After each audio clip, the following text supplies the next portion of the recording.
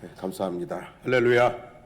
오늘도 하나님의 은혜의 보좌 앞으로 오신 여러분들을 주님의 이름으로 환영하고 사랑하고 축복합니다. 우리 주 예수 그리스도의 은혜와 평강이 늘 함께 하시기를 기원합니다. 자, 오늘 본문은 예수님과 어떤 관리가 나눈 대화의 기록입니다. 같은 사건을 다루는 본문이 마태복음 19장 16절로 30절에 그리고 마가복음 10장 17절과 31절에도 기록이 되어져 있습니다. 같은 사건인데 약간의 차이점들이 있어요. 그래서 세 본문을 종합해 가면서 여러분들에게 말씀을 나누도록 하겠습니다. 자, 예수님께서 예루살렘으로 가시는 길에 한 마을에 들어가셨습니다. 그리고 거기서 하룻밤을 묵으시고 다음날 길을 떠나시려고 할 때 어떤 관리가 예수님을 찾아왔습니다. 여기서 관리라는 단어는 통치자, 우두머리, 또 지도자라는 의미입니다. 그런데 신약 성경에서는 바리새인의 두령 또는 회당장, 사내들인 공의회의 의원에게도 이 관리라는 단어를 사용을 했습니다. 그러니까 이 관리라는 단어는 그저 행정관리이기도 하고 또는 뭐예요? 종교 지도자이기도 하다는 말씀이죠. 그래서 오늘 본문에 나오는 관리는 그 마을의 행정 지도자일 수도 있고 아니면 뭐예요? 종교 지도자일 수도 있습니다. 당시 유대인의 지도자들은 특별히 종교 지도자들, 대제사장들이나 바리새인들이나 서기관들 그리고 백성들의 장로들은 예수님을 싫어했어요. 그죠? 종교 지도자들은 예수님을 싫어했어요. 싫어한 정도가 아니라 미워했어요. 어떻게든지 빌미를 잡아서 예수님을 어떻게 하려고요? 죽이려고 했던 사람들입니다. 그러니까 유대인의 지도자 중에 한 사람으로서 예수님을 찾아온다는 것은 결코 쉬운 일이 아니었습니다. 눈치가 보이거든요. 지도자들은 다 예수님을 미워하는데 죽이려고까지 하는데 예수님을 찾아온다? 이건 쉬운 일이 아니에요. 눈치가 보이고 또 불이익을 당할까 두려움도 있어서 쉬운 일이 아니에요. 그런데 이 사람이 예수님을 찾아왔습니다. 마가복음 10장 17절에 보면 예수께서 길에 나가실 때 한 사람이 달려와서 꿇어 앉았다라고 되어 있습니다. 예수님께서 길에 뭐 하실 때요? 나가실 때입니다. 들어오실 때 환영한 거 아닙니다. 예수님이 그 성에 머무실 때 찾아가서 예수님과 함께 시간 보낸 거 아닙니다. 예수님께서 그 마을을 빠져서 뭐 하려고 그럴 때요? 나가려고 할 때 예수님 앞에 달려와서 꿇어 앉았다. 이렇게 기록이 되어 있습니다.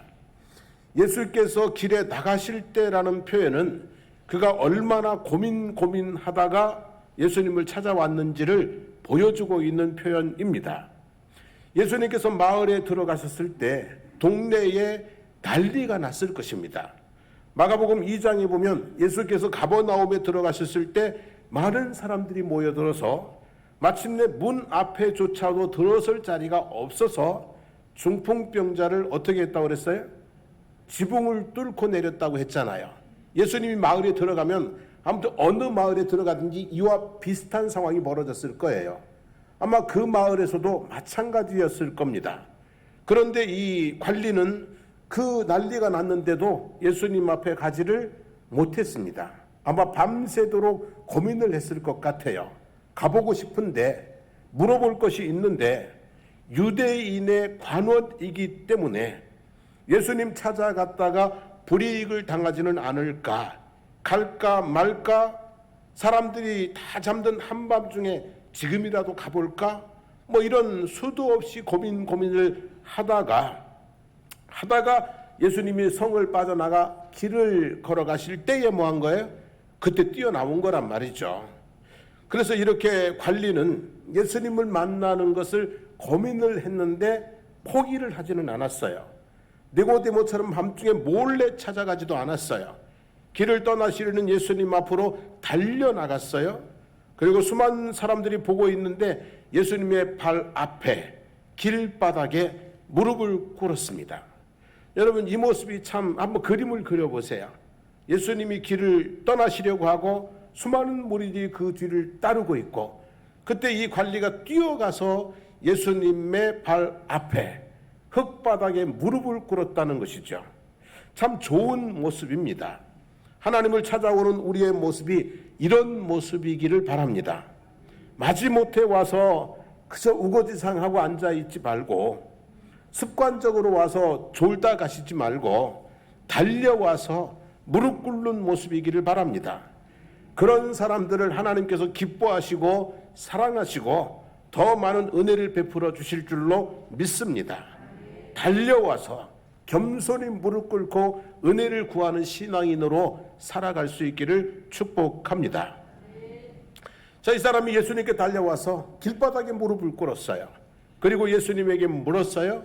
선한 선생님이여, 내가 무엇을 하여야 영생을 얻으리까? 그랬어요. 마태복음 19장 16절에는 약간 차이가 납니다. 선생님이여, 내가 무슨 선한 일을 하여야 영생을 얻으리까? 되어 있습니다. 그러니까 차이가 약간 있죠, 그죠? 선한 선생님이여, 무슨 일을 하여야, 또 이 선생님이여, 내가 무슨 선한 일을 하여야, 약간의 차이는 있습니다만 어쨌든 특징적인 두 단어는 선한, 그리고 또 하나는 뭐예요? 영생. 이 선한과 영생이라는 특징적인 두 가지 질문을 예수님에게 던진 거죠. 무슨 얘기냐면 이 관리의 관심이 어디에 있었다는 거예요? 이 관리의 관심이 어디에 있었다는 거예요? 영생에 있었다는 거예요. 예수님을 찾아온 이유가 영생에 관한 질문을, 답을 알아보고 싶었다는 얘기죠. 보통 사람들이 예수님을 찾는 이유는 이렇습니다. 병을 고쳐달라고, 귀신을 쫓아달라고, 어떤 사람들은 떡을 얻어먹기 위해서, 기적을 보기 위해서, 또 심지어는 어떤 사람은 상속 재산을 나누어 가지게 해달라고 이렇게 오는 분들도 있었습니다. 뭐 대부분의 사람들이 이런 관심을 가지고 자신의 문제를 해결해 달라고, 자신의 필요를 채워달라고 예수님을 찾아왔단 말이에요. 그런데 이 관리는 선한 일과 영생, 다시 말하면 영적인 일에 관심을 가지고 예수님을 찾아왔다라고 하는 것이죠. 영적인 일에 관심을 가지고 예수님을 찾아왔다. 그리고 이 관리는 마태복음에 보면 청년으로 되어 있습니다. 마태복음에 보면은 중년도 노년도 아니고 뭐예요? 청년, 젊은 사람이라고 되어 있어요. 여러분, 보통 청년들의 관심은 무엇일까요? 보통 청년들의 관심은 무엇입니까, 여러분? 출세하고 성공하고 무엇인가를 이루기 위해서 달려가고, 이루었다 싶으면 누리고, 그죠? 이루었다 싶으면은 막 뭐 고급 차에, 막 명품 시계에, 뭐 명품 가방에, 그리고 막 세계 여행을 다니면서 탁 인증샷 막 올려놓고 그렇게 즐기고 살아가잖아요, 그죠? 보통 청년들의 관심은 이거예요. 성공하는 것, 그리고 그 인생을 뭐 하는 거예요? 마음껏 즐기는 거. 이게 청년들의 관심이거든요. 그래서 솔로몬은 전도서 11장 9절에서 청년이여, 내 어린 때를 즐거워하며 내 청년의 날들을 마음에 기뻐하며 마음에 원하는 길들과 내 눈이 보는 대로 행하라. 그러나 하나님이 이 모든 일로 말미암아 너를 심판하실 줄 알라고 경고를 했어요. 청년의 때는 하나님 관심 없단 말이에요. 그러니까 너 그렇게 살다간 하나님 앞에 뭐 할 줄 알으라고? 심판당할 것을 알라고 경고를 했어요. 그리고 전도서 12장 1절 2절에서는 너는 청년의 때에 너의 창조주를 기억하라. 곧 곤고한 날이 이르기 전에 나는 아무 낙이 없다고 할 해들이 가깝기 전에, 해와 빛과 달과 별들이 어둡기 전에, 비 뒤에 구름이 다시 일어나기 전에 그리하라고 권면하고 있습니다. 청년의 때에는 창조주에 대한 관심이 있다 없다요? 없다는 얘기예요. 그냥 온통 세상에 관심이 있는 거죠. 성공하고, 그리고 그것을 즐기고, 인생 뭐 있어, 그죠? 폼생 뭐예요? 폼사마. 이 청년 때는 그런 때라는 거죠. 그런데 이 관리는 청년인데 관심이 어디에 있어요? 청년인데 관심이 영생에 있어요. 영생. 아주 특이한 청년이에요. 영생에 관심이 있어요. 그리고 사실은 또 이 청년이 돈도 많아서요, 부자예요. 그냥 부자가 아니라 무슨 부자예요? 큰 부자예요. 이 성공했어요. 그죠? 돈도 엄청나게 많아요. 큰 부자예요. 이제는 인생을 뭐 하면 되는 거예요? 즐기면 되는 거예요. 근데 이 사람이 그렇게 안 하고 어디에 관심이 있어요? 영생에 관심이 있었다는 거죠. 큰 부자가 어느 정도 부자인지 모르겠습니다. 그래서 저 큰 부자를 또 찾아봤어요. KB 경영연구소에서 만 20세 이상 금융자산 10억 원 이상 400명을 대상으로 설문조사를 했어요. 금융자산만. 그러니까 부동산 뭐 다 기타 등등의 건 빼놓고 금융자산, 통장의 돈, 그죠? 예, 그게 얼마 이상? 10억 이상인 사람들을 설문조사를 해가지고 2022 한국 부자 보고서, 이런 보고서도 있더라고요. 세상에 우리는 관심의 대상이 안 되는 2022 한국 부자 보고서라는 것을 내놓았는데요. 한국 부자, 금융자산 10억 원 이상. 그냥 한국 부자 그러면 금융자산 얼마? 10억 원 이상. 여러분 10억 원 돼요? 금융자산, 부동산 말고 통장에 있는 거. 그리고 한국 신흥부자, 신흥부자인데요. 금융자산 10에서 20억 보유한 20, 30대. 이 사람들이 신흥부자래요. 한국 전통부자, 금융자산 20억 이상 보유한 50대. 자산가, 금융자산 10에서 100억 원 개인.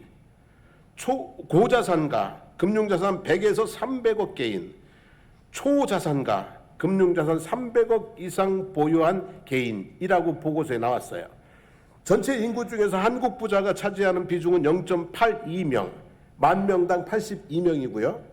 초고자산가는 8,600명으로 전체 인구의 0.02%, 만 명당 2명 정도 된다고 해요. 그러니까 부자는 좀 있는데 아주 큰 부자는 많다, 적다?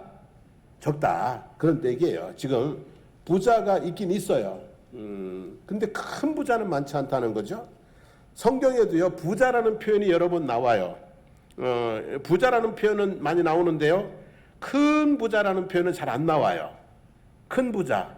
그래서 구약 성경에 보면은 마침내 거부가 되었더라 하고 표현되는 사람이 이삭하고 야곱 두 사람뿐이에요. 그리고 이제 큰 부자가 있었다 할 때 바르실레, 다윗을 도와줬던 바르실레는 큰 부자였더라, 거부였더라. 요 세 사람만 거부라는 표현이 나오고요. 신약 성경에는 부자라는 표현 많이 나와요. 근데 큰 부자라는 표현은 딱 이 사람, 오늘 본문에 나오는 이 사람 한 번뿐이에요. 그러니까 큰 부자는 드물다는 얘기죠. 우리 옛말에도 백석구는 노력으로 되고요, 천석구는 행운으로 되고요, 만석구는 하늘이 낸다고 그랬어요. 큰 부자는 흔치 않다는 얘기예요. 근데 이 관리가 젊은 사람이 무슨 부자라고요? 그렇게 드문 큰 부자였다는 거예요. 재산이 굉장히 많은 사람이에요. 누가복음 16장에 나오는 부자처럼 자색옷과 고운 베옷을 입고 매일같이 잔치를 열고 호화롭게 인생을 살다 갈 수도 있는데, 보통은 그렇게 사는데 이 사람은 뭐에 관심이 있어요? 영생에 관심이 있다는 거예요. 왜 그랬을까 생각을 해봤어요. 그랬더니 두 가지 생각이 떠올라요. 하나는 가질 거 다 가졌으니까 이제 못 가진 거 하나 더 가지려는 거. 그게 뭐예요? 영생. 내가 이렇게 성공도 했고 내가 이렇게 재물도 많고 한데 영원히 살고 싶다. 그래서 나머지 한 가지를 가지려고 하는 최후의 욕심이었을까? 또 한 가지는 가질 거 다 가져봤는데, 해볼 거 다 해봤는데, 그런데 마음에 채워지지 않는 한 구석이 있는 거예요. 그래서 뭐에 관심을 갖는 거예요? 영원, 영생에 관심을 갖는 것은 아닐까. 그래서 제 생각에는 후자인 것 같아요. 많은 재물을 가졌지만 채워지지 않는 그 무엇이 있어서 예수님을 찾아온 것이라고 생각이 들어요.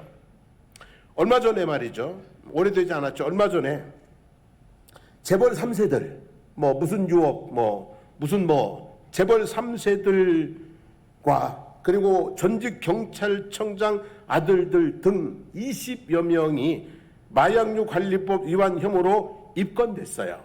그래가지고 17명은 기소되었어요. 여러분, 재벌 3세들 또는 연예인들의 마약 도박 스캔들은 하루 이틀 일이 아니에요.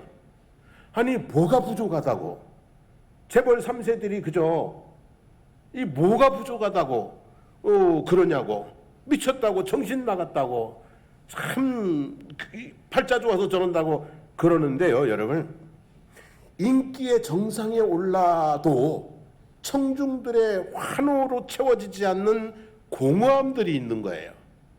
재벌 3세로 태어나가지고 정말 태어나서 지금까지 뭐 하나 부족함 없이 하고 싶은 거 다 해봐도 채워지지 않는 뭐가 있는 거예요? 공허함이 있는 거예요.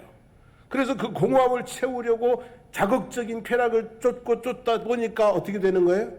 그죠? 그러니까 이제 뭐 도박으로, 마약으로 이상한 데로 빠져들 수밖에 없는 그런 상황인 거죠, 여러분. 여러분, 채워지지 않는 부분이 있다는 거예요, 사람에게는. 부자 청년이 무엇인들 안 해봤겠어요? 안 그래요, 여러분? 이 큰 부자인 젊은 청년이 무엇인들 안 해봤겠냐고요. 하루 세끼 밥만 먹고 돈만 세고 살았겠어요, 여러분? 여러분 생각에는 어때요? 이 큰 부자, 이 젊은 청년이 하루 세끼 밥만 먹고 돈만 세고 일만 하고 살았겠냐는 거예요. 자기 하고 싶은 건 뭔들 안 해봤겠어요? 다 해봤다는 말이죠, 그죠? 그런데도 불구하고 채워지지 않는 부분이 있었을까요? 없었을까요? 있었겠죠, 그죠? 그러니까 예수님 앞에 달려나와서 무릎을 꿇고 내가 무슨 일을 해야 영생을 얻을 수 있습니까? 내가 무슨 일을 해야 내 이 속에 이 채워지지 않는 공간을 채울 수 있습니까? 그렇게 물은 것 아니겠습니까, 여러분? 하나님께서는 사람에게 세 개의 그릇을 주셨다고 생각합니다. 하나는 몸 그릇입니다. 우리 몸은 그릇입니다. 두 번째는 뭐가 있을까요? 마음 그릇입니다. 우리 마음도 그릇입니다, 여러분. 무엇을 담느냐에 따라서 선하기도 하고 악하기도 하고 행복하기도 하고 불행하기도 하고. 세 번째 그릇은 뭘까요, 여러분? 영혼입니다. 하나님은 우리에게 세 개의 그릇을 주셨습니다. 몸 그릇은 음식으로 채워집니다. 마음 그릇은 기쁨으로 채워집니다. 영혼 그릇은 무엇으로 채워질까요? 하나님의 은혜로 채워집니다. 하나님의 말씀, 하나님의 은혜로 채워질 수 있습니다. 몸의 음식이 채워지면 배부르다 하고요. 마음의 기쁨이 채워지면 행복하다 합니다. 내 영혼에 하나님의 은혜가 채워지면 부족함이 없다 그럽니다. 만족하다 그렇게 얘기를 합니다. 그래서 다윗은 그 영혼에 하나님의 뭐가 채워졌어요? 은혜가 채워지니까 내게 부족함이 없으리로다. 내 잠이 넘치나이다. 이렇게 고백을 했던 것이죠. 사랑하는 성도 여러분, 우리는 이제 배는 채워지지 않았어요?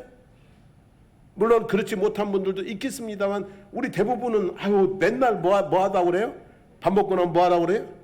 배부르다 그러잖아요. 옛날에는 맨날 배고프다 그러고 살았는데 이제 배부르다 하잖아요. 이제 몸은, 음식은 다 채워지지 않았어요? 몸은? 우리 마음도 어지간히 채워지지 않았어요, 여러분? 우리 마음도 어지간히 채워지지 않았어요? 이제 우리가 채워야 될 한 가지 그릇, 그것은 무엇일까요, 여러분? 영혼의 그릇이에요. 여러분의 영혼의 그릇을 가득히 하나님의 은혜로 채우면 부족함이 없습니다. 내 잔이 넘치나이다. 그런 고백을 할 수 있게 되는 줄로 믿습니다. 혹시 먹을 것 없으면 달라고 하세요. 공급해 드리도록 하겠습니다. 마음에 부족함이 있으면 하나님의 은혜 가운데 나오셔서 위로받으시기를 바라고요. 여러분, 주님 전에 오셔서 영혼의 필요를 하나님의 은혜를 꽉 채우기를 원합니다. 교회는 어떤 그릇 채우는 곳이에요? 그죠. 물론 교회 오면 밥도 줍니다. 예배 끝나면 밥도 드리고요. 성도의 아름다운 교제 가운데 기쁨도 있습니다. 하지만 궁극적으로 교회는 하나님의 은혜를 채우는 곳이에요. 그래서 여러분의 영혼을 채우는 곳인 줄로 믿습니다. 그래서 영적인 관심, 은혜를 사모하는 마음으로 교회를 오시기를 바랍니다. 밥에 불평하지 마시고 사람의 시험 들지 않으시기를 원합니다. 적당히 드시고 적당히 재미있으시고 은혜는 풍성하게 받으시기를 축복합니다. 자, 이렇게 이 부자는 영적인 관심을 가지고 주님을 찾았다. 자, 우리도 영적인 관심을 가지고 하나님의 은혜를 꽉꽉 채워 살아가기를 바라고요. 자, 여기서 선한 일과 영생의 관계는 뭘까? 내가 무슨 일을 하여야 혹은 무슨 선한 일을 하여야 영생을 얻으리까 그랬잖아요. 그래서 이 선한 일과 영생에 대한 관계를 생각해 보려고 합니다. 자, 행위는요, 사람의 행위는 대단히 중요합니다. 맞습니까? 안 맞습니까?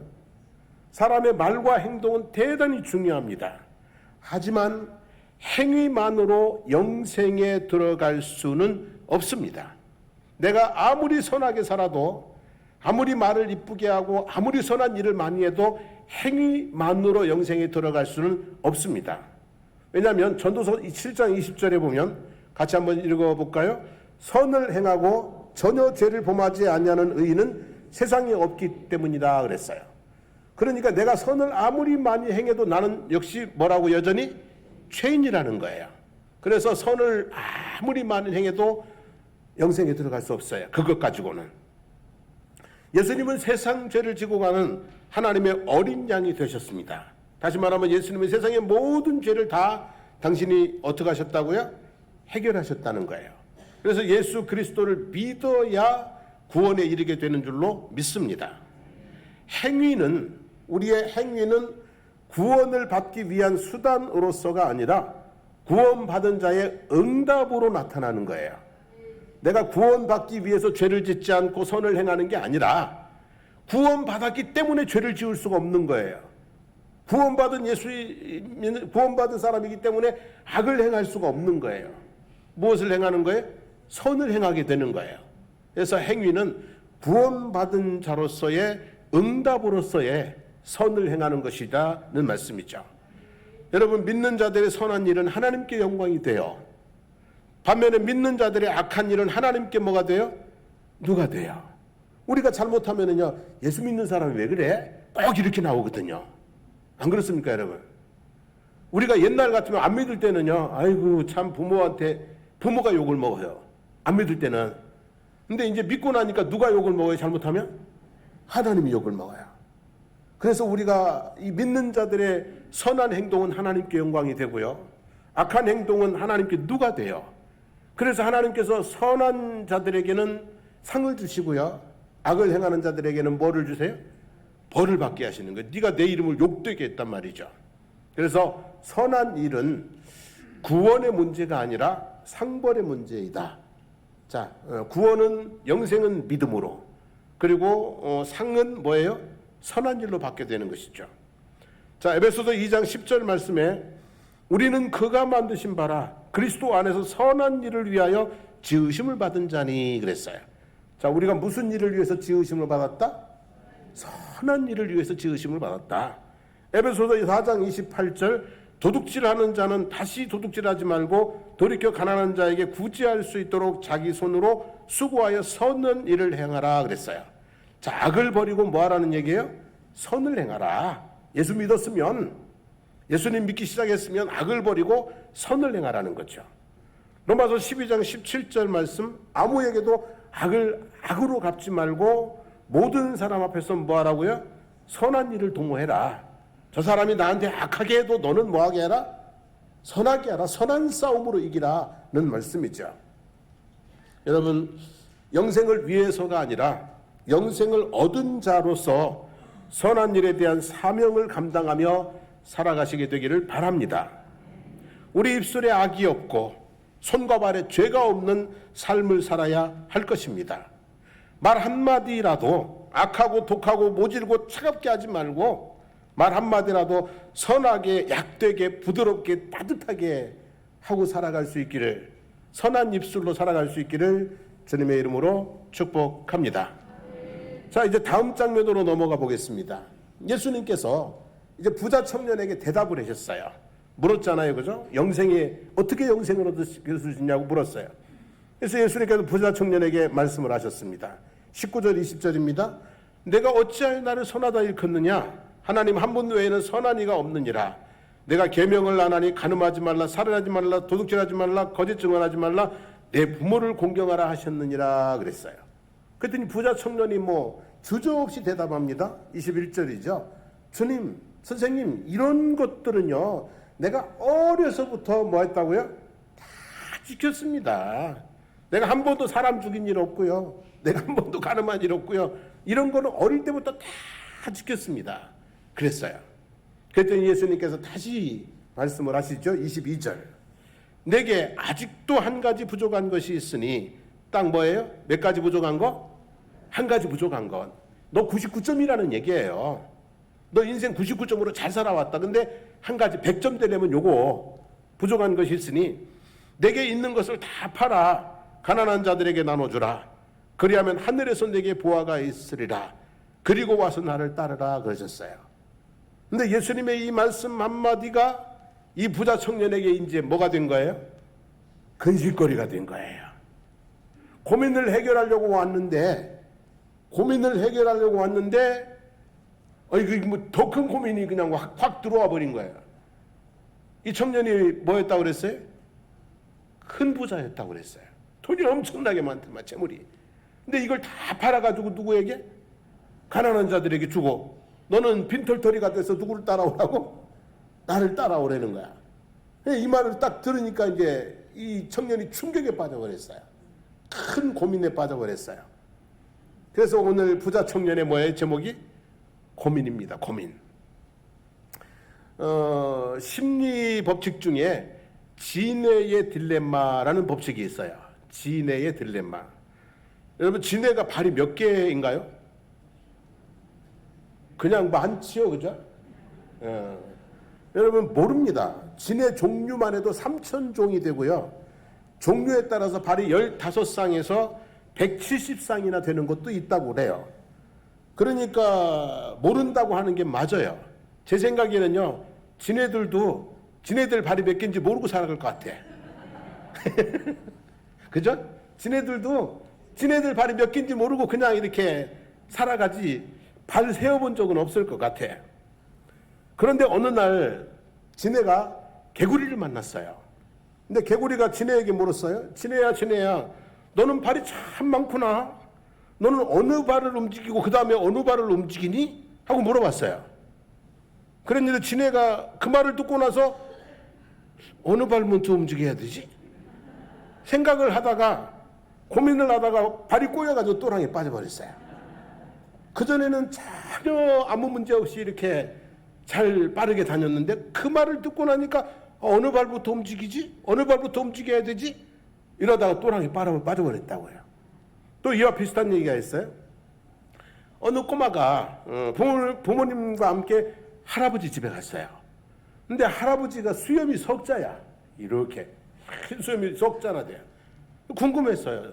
할아버지는 저 수염을 주무실 때 이불 속에다 넣고 잘까? 이불 밖에다 내놓고 잘까? 궁금했어요.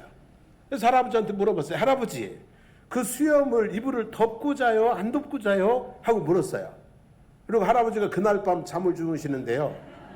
전혀 수염이 신경이 안 쓰였거든요. 석자가 되는. 근데 그날 밤 신경이 쓰이는 거예요. 그래서 이 수염을 이불을 덮고 자야 되나 내놓고 자야 되나? 덮고 자니까 답답하고 내놓고 자니까 허전하고, 그래서 수염을 들여놨다 내놨다 하다가 밤을 새웠다는 거예요. 그러니까 그전에는 전혀 문제가 되지 않았는데 그 말을 듣고 나서 문제가 되는 거예요. 오늘 본문에 나오는 부자 청년의 경우도 마찬가지예요. 지금까지는 돈이 많다는 것이 아무 문제가 되지 않았어요. 지금까지는 재물이 많다는 것이 아무 문제가 되지 않았어요. 그 돈을 어떻게 써야 하는지 고민해 본 적이 없어요. 먹고 즐기고 하나님께 드리고 동네 사람들하고 나누고 그냥 자연스럽게 이렇게 돈을 관리하면서 쓰면서 살아왔단 말이에요. 근데 예수님을 만나고 나서 내게 있는 것을 다 팔아. 마태복음에는 내 소유를 팔아라고 돼 있어요. 다는 아니에요. 근데 마가복음에는 내 소유를, 내게 있는 것을 다 팔아라고 또 돼 있어요. 그러니까 아마도 소유를 팔아보다는 뭐예요? 다 팔아가 맞는 것 같아요. 내게 있는 것을 다 팔아 가난한 자들에게 나눠주라. 그리하면 하늘에서 내게 보화가 있으리라. 그리고 와서 나를 따르는 말씀을 듣고 큰 부자 청년은 고민이 시작이 되었어요. 고민이 시작이 되었어요. 여러분, 우리 신앙생활은요, 우리에게 고민을 던져줍니다. 신앙생활은요, 고민으로 시작해서 고민 가운데 성장하는 거예요. 저도 신앙생활하면서 고민 가운데 시작을 했어요. 저희 집이 제사가 1년이면 10번 가까이 되고요. 우리 어머니는 만신을 또 따라다니고요. 우리 아버지는 교회 다니는 건 막 아주 딱 질색입니다. 아주 교인들한테 학을 띈 분이에요, 우리 아버지. 장사하는데 돈 떼먹고 도망가는 사람들은 꼭 교인들이라는 거야. 근데 교인들이 그랬을 것만은 아닌데 다른 사람도 있었을 건데 우리 아버지 생각에는 다른 사람은 그래도 되지만 교인은 그러면 안 된다는 생각이었던 것 같아요. 그래서 우리 아버지가 아주 막, 그래서 제가 교회 나올 때 고민이잖아요. 아버지가 그렇게 싫어하는데 내가 교회를 가고 싶은데 갈까 말까 뭐 했어요? 고민됐어요. 고민 가운데 교회를 나왔어요. 그리고 교회를 다니면서 또 고민이 생긴 게 뭐냐면 제사예요, 제사. 제사가 왜 이렇게 많아요? 그리고 제사가 많은데 제가 외아들이에요. 아버지하고 같이 절해줄 사람은 누구밖에 없어요? 나밖에 없어요. 외아들이에요. 근데 제사 때 이제 교회 가니까 제사 때 뭐 하라고 그래? 하라고 그래? 하지 마라고 그래? 절하지 말라고. 귀신 섬기는 거라고. 그래서 고민이 되는 거야. 이게 제사인데 어떻게 해야 되지? 지금 절을 해야 되나 말아야 되나? 아니 그냥 저 공부한다고 늦게 가버릴까? 뭐 고민하다가 결정을 했죠. 그래도 외아들인데 참여는 하자. 대신에 나는 절하지 않고 하나님 앞에 뭐 한다고요? 기도하자. 처음엔 난리가 났어요. 중학교 때잖아요, 그때가. 우리 아버지가 난리가 났어요. 아들 하나밖에 없는데 저놈의 새끼가 아유 난리가 났어요. 그래도 고민 끝에 저는 제사 안 하기로 했어요. 절 안 하기로 했어요. 그리고 기도했어요. 그리고 나중에 우리 집에 제사가 다 없어졌어요. 그 제사가 다 뭘로 바뀌었게요? 예배로 바뀌었어요, 여러분. 고민. 제가 하나님 앞에 부르심을 받고 고민을 했어요. 우리 아버지는 절대로 교인들 밥 먹으면 안 된다고 그랬어요. 제일 죄송합니다. 교인들 밥 먹는 거 진짜 싫어했어요. 목사 되는 거 그렇게 싫어했다는 얘기예요. 근데 제가 부르심을 받았어요. 고민이 됐겠어요? 안 됐겠어요? 아버지를 이기고 목사가 돼야 되나? 하나님을 등지고 결국은 고민 가운데 제가 뭐가 됐어요? 목사가 됐어요. 잘한 것 같아요? 못한 것 같아요? 잘하죠, 그죠? 여러분 신앙생활 가운데 저도 교회 오는 것도 고민이 되었고요. 제사 드리는 것 고민되었고요. 목사하는 것 고민되었고요. 목회하면서도 고민되는 일들이 많이 있어요. 이 말을 해야 되나 말아야 되나? 이것을 어떻게 처리해야 되나 고민되는 일들이 많이 있어요. 근데 그 고민 가운데 신앙이 자라요. 그 고민 가운데 잘 결정을 하면은 믿음이 자라고요. 성숙되고요. 하나님의 은혜를 더 많이 경험하게 되는 그런 모습들을 볼 수가 있어요. 여러분 고민이 없다는 것은 있다는 것보다 좋은 거 아니에요. 고민이 있는 게 좋은 거예요. 오늘 부자 청년의 경우도 마찬가지 아닌가 생각해요. 그죠? 그래서 이 재물이 많으니까 더 큰 고민에 빠졌어요. 어떤 결정을 내렸는지 모르겠어요. 영생의 관심보다 재물에 대한 사랑이 더 컸다면 없던 일로 하자 하고 이전처럼 살았을 거예요. 근데 영생의 관심을 떨쳐버리지 못했다면 그러면 이전보다 더 가난한 사람들을 돌보는 삶을 살았을 거예요. 근데 예수님의 말씀에 따라 한 가지 부족한 거 그래 그거 채워보자. 99점 인생 아니라 100점 인생 돼보자. 땅에서 부자도 돼봤는데 하늘 부자 돼보자. 이제 내가 관리로서 살았는데 예수님 따라가는 제자로 한번 살아보자. 이런 마음의 결심을 했으면 그의 인생은 예수님을 따라서 100점 인생이 됐을 거예요. 어떤 결정을 내렸는지는 성경에 정확한 기록은 없어요. 성도 여러분, 오늘 이거 기억하기를 원합니다. 예수 믿는데 고민이 있다 없다? 있다. 그런데 그 고민은 하나님께로 더 가까이 가게 하는 고민이다. 영적 성장을 이루는 고민이다. 고민이 생겼다는 것은 그만큼 믿음이 성장했다는 것이고 성숙할 기회라는 것이고 하나님의 은혜와 복을 담을 수 있는 기회가 다가오는 것인 줄로 믿습니다. 그래서 고민하고 뒤돌아가지 말고요. 고민하고 앞으로 가시기를 축복합니다. 교회를 갈까 말까 하다가 오시고요. 제사를 드릴까 말까 하다가 마시고요. 예? 드릴까 말까 하다 마시고요. 주일 성수를 어떻게 해야 되지? 그러면서 여러분들이 주일 신앙이 조금 더 견고하게 세워지기를 바라고요. 헌금 신앙도 아유 이거 이번 달 어려운데 힘든데 드릴까 말까 하다가 뭐 하고요? 드리고요. 아이고 바빠 죽겠는데 봉사해야 되나 말아야 되나 할까 말까 하다가 어떻게 하시고요? 하시고요. 고민하면서 뒤로 가지 말고 고민하면서 어떻게 가자고요? 앞으로 가자고요. 그래서 영적 성숙이 이루어지고 하나님의 더 은혜와 풍성한 그곳으로 나아가는 그런 우리의 삶이 되어지기를 소망합니다. 우리 함께 찬송하고 기도하겠습니다.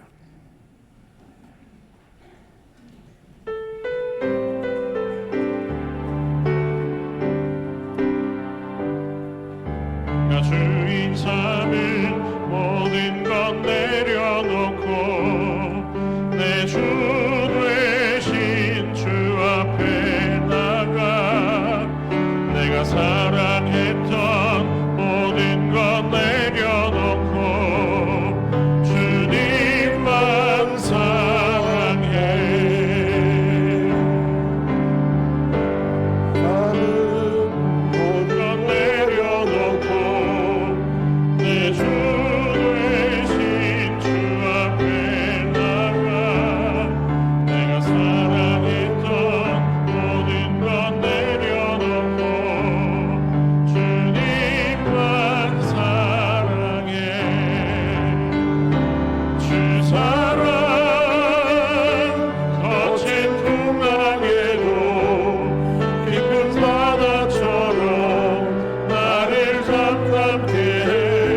주 사랑 내 영혼의 반석 그 사랑 위에서 우리 다시 한번 내가 주인 삼은 모든 것 내려놓고 내가 주인 삼은 모든 것 내려놓고 내 주 되신 주 앞에 나가 내가 사랑했던 모든 것 내려놓고 주님만 사랑해. 내가 주인 삼은 내가 주인 삼은 모든 것 내려놓고 내 주 되신 주 앞에 나가 내가 사랑했던 모든 것 내려놓고 주님만 사랑해. 주 사랑 주 사랑 거친 풍랑에도 깊은 바다처럼 나를 잠잠케 해. 주 사랑 내 영혼의 반석 그 사랑 위에 서리.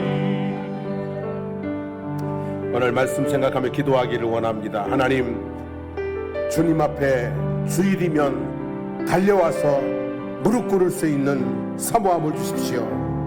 주님 앞에 올 때마다 하나님 내 마음의 기쁨을 내 영혼에 하나님의 은혜를 채우셔서 하나님 나 부족함이 없습니다.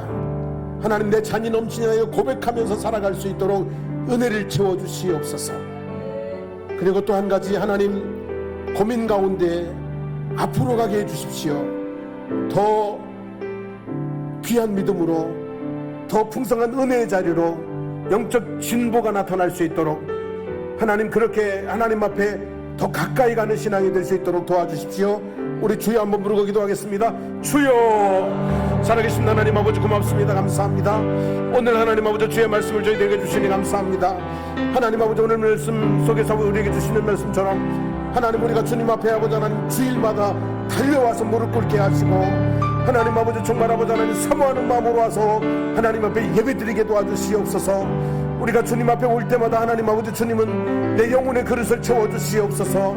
내 영혼의 그릇에 하나님의 은혜를 풍성하게 채우심으로 말미암아 내게 부족함이 없습니다. 내 잔이 넘치나이다. 하나님 고백하며 살아갈 수 있는 은혜의 삶이 되도록 축복하여 주시기를 주님 간절히 바라옵고 원합니다. 우리가 신앙생활을 하며 있어서 아버지 하나님 주님의 말씀이 아버지 내 마음에 고민으로 떨어질 때에 하나님 아버지 그 말씀 때문에 고민이 생겨질 때에 하나님 아버지 뒤로 가지 않고 앞으로 가게 도와주시기를 원합니다. 하나님 아버지 옛생활로 돌아가지 않고 하나님의 부르심 가운데 나가서 하나님 아버지 100점 인생으로 주님 앞에 나아갈 수 있는 저희들의 모습이 될 수 있도록 주님 도와주시고 축복하여 주시기를 주님 간절히 바라옵고 원합니다. 정말 아버지 그리스도 안에서 선한 일을 위해 지음받았는데 우리가 아버지 선한 사역에 온전히 아버지 하나님 쓰며 하나님 앞에 아버지 하나님 귀한 칭찬과 상 받는 저희들 될 수 있도록 인도하여 주시기를 주님 간절히 간구드리옵나이다. 하나님 아버지 고맙습니다. 감사합니다.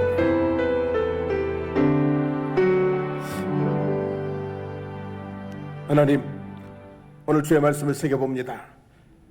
부자 청년처럼 주님 앞에 주일마다 달려와서 무릎 꿇는 사모하는 신앙인이 되게 하여 주옵소서. 우리 모두 그렇게 하나님을 사모하며 나와서 예배하게 하여 주시옵소서.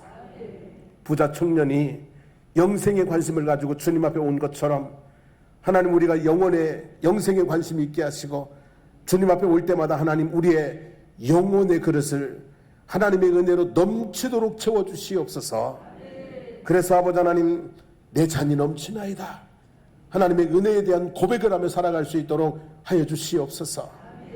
하나님 때때로 하나님의 말씀이 우리에게 고민이 될 때가 있습니다. 하나님은 오라 하시는데 하나님께 그 자리까지 갈 수 있는 형편이 되지 않을 때 하나님은 우리에게 하라 하시는데 그것을 할 수 있을 만큼의 결단이 생기지 않을 때 우리에게 고민이 있습니다. 하나님 말씀이 우리에게 고민으로 던져질 때 하나님 우리가 뒤로 가지 않게 하옵소서. 그 말씀을 붙들고 앞으로 가게 하옵소서. 그래서 예수 그리스도의 제자로 하나님의 충성된 일꾼으로 하나님의 거룩한 자녀로 세워지며 하나님이 예비하신 은혜와 축복의 자리로 나아가는 저희들 될 수 있도록 인도해 주시기를 간절히 간구드립니다. 오늘도 우리가 주님의 이름으로 모여서 주님의 이름으로 선포합니다. 나사렛 예수 그리스도의 이름으로 선포하노니 성도들의 몸속에 있는 모든 악한 질병과 고통들은 떠나갈지어다. 그 마음을 짓누르고 있는 무거운 짐들, 근심과 걱정과 우울함과 두려움들 예수로 명하는 이 떠나갈지어다. 그 삶을 짓누르고 있는 하나님 악한 영들 떠나갈지어다. 아버지 인생 가운데 하나님의 놀라우신 은혜와 축복이 이제부터 영원토록 함께 하시기를 원하나이다. 하나님 아버지 찬송과 영광을 올려드리는 성도의 복된 삶이 되게 하여 주시옵소서. 이제는 우리 주 예수 그리스도의 한없는 은혜와 하나님 우리 아버지의 극진하신 사랑하심과 성령님의 충만 교통케 하시는 역사가 이제 하나님 마음속에 고민이 있을 때에 하나님의 말씀을 따라 하늘의 비전을 가지고 나아가기를 다짐하고 결단하는 성도들 머리머리 위에 삶의 모든 걸음들 가운데 우리 사랑하는 장성 복교회와 거제지역과 나라와 민족 위에 이제부터 영원토록 함께 하시기를 축원하옵나이다. 아멘.